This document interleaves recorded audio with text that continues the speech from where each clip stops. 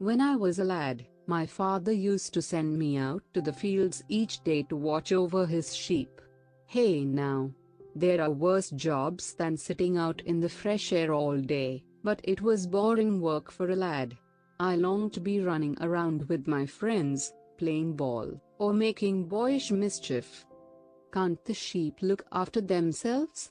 I asked my father.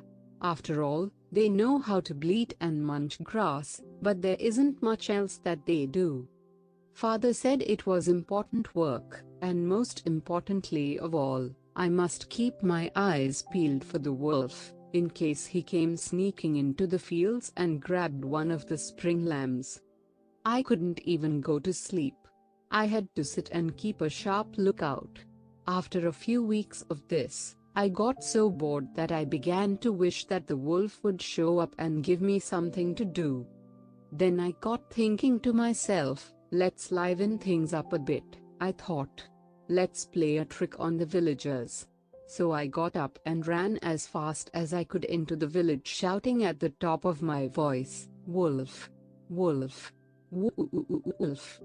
The villagers grabbed sticks, rolling pins, and pitchforks and came running up to the field to chase away the wolf. But when they got there, all was peaceful. The lambs were frolicking as usual, quite unmolested. I laughed. Ha ha! Fooled you all. None of the villagers laughed with me. Some of them grumbled, and the blacksmith became quite angry and shouted at me, but he was just a bad sport who couldn't see the funny side of my joke. A week later I did the same thing again, only this time I put on an even better act.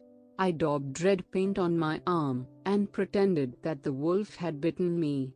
This fooled even the blacksmith, who was on his guard after the last trick I had played. When they all arrived breathless in the field, I again called out, "Ha ha! Fooled you!" This time, quite a few of the villagers were angry with me, and I got quite an earwigging from the blacksmith, the teacher, and the ironmonger. When I got home, my father was furious and told me that I had a stupid sense of humor. But I thought it was funny, and so did my friends.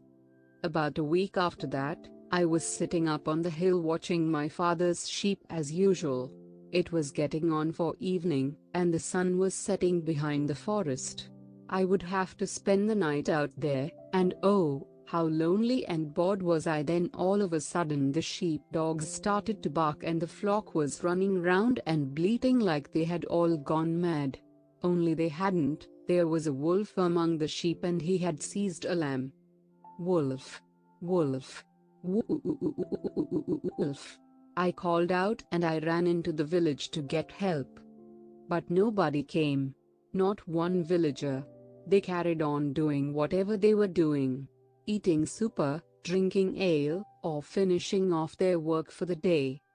"Please," I said to the blacksmith. "This time it's true. There really is a wolf." But he just shrugged his shoulders.